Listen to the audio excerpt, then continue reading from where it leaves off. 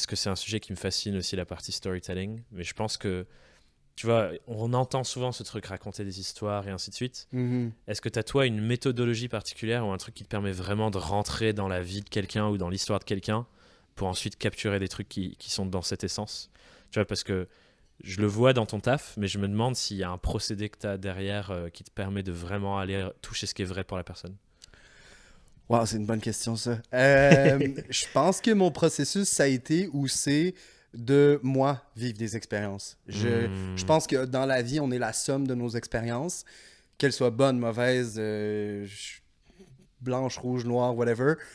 Le fait, moi, de m'être lancé dans tellement d'affaires random, j'ai traversé le Canada sur le pouce.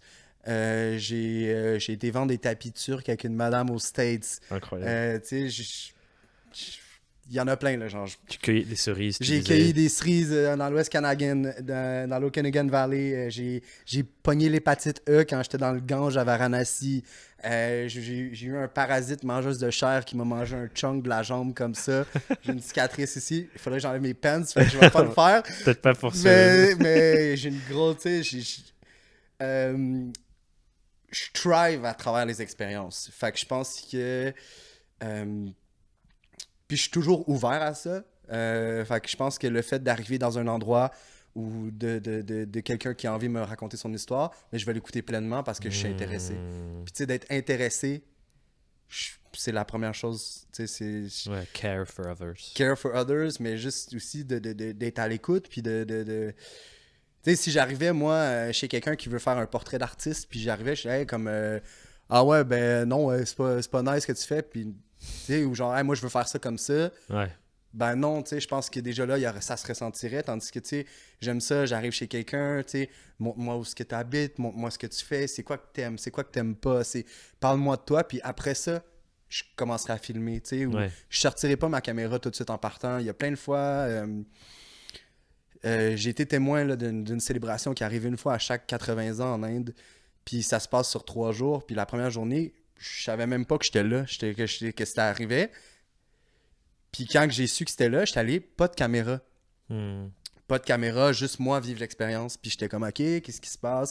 Les gens arrivaient avec leur brouette, ils marchaient, ils faisaient comme 50 km qu'ils marchaient à pied. Ils Wow. arrivaient à Hampi, qui était une ville genre vieille de 600 ans. C'était malade, tu sais.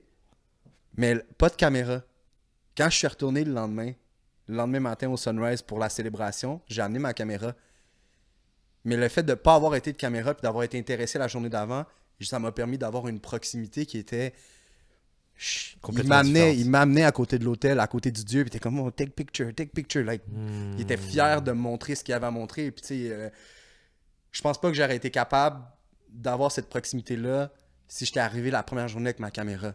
Tu sais, fait que Hmm. de m'intéresser, puis de pas toujours chercher, ah, hey, je vais prendre la photo de la vidéo. Mais non, tu sais, c'est Ouais. chaque chose en son temps. Je pense que quand on parlait d'établir un lien, d'établir une confiance, ben c'est la même chose. C'est quoi? Qu'est-ce qui fait que j'arrive chez quelqu'un puis que ça fonctionne ou que je fais ça?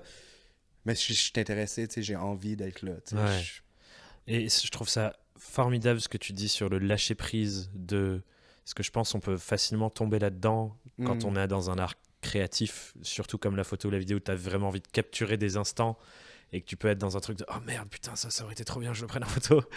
Et de lâcher prise sur faut que je fasse partie du truc avant de le raconter. Mhm. Et c'est ça que j'ai l'impression que tu dis avec cette expérience-là, c'est que tu faisais tellement partie de cette expérience que du coup, tu avais des alliés qui voulaient que tu la montres le lendemain, quoi. Exact, c'est ça. Tu sais, c'est comme. C'est vraiment ça. Tu t'établis un lien de confiance puis tu as des alliés avec toi au lieu d'être en résistance avec Ouais, quelque en mode, chose, oh là là. d'essayer de raconter quelque chose qui pourrait être bien raconté, mais que comme t'as pas ouvert cette porte-là ou t'as pas trouvé la bonne clé pour ça, ben. Ouais, c'est vraiment le lâcher prise. Le nombre de fois que je marche des fois dans la rue puis que je la vois la photo, mais je la vis. Tu sais, au lieu de la prendre, puis Hmm. c'est that's it, tu sais, c'est que bon, ben ça va être ça, puis il y en a plein que je m'en souviens quand je marchais dans les rues de Marrakech, à la place Jamal Efnol, puis tu sais, il y a plein de places où c'est comme pas de photos, fait que tu sais, t'as pas le droit d'amener ta caméra, mais il y avait des scènes, Ouais.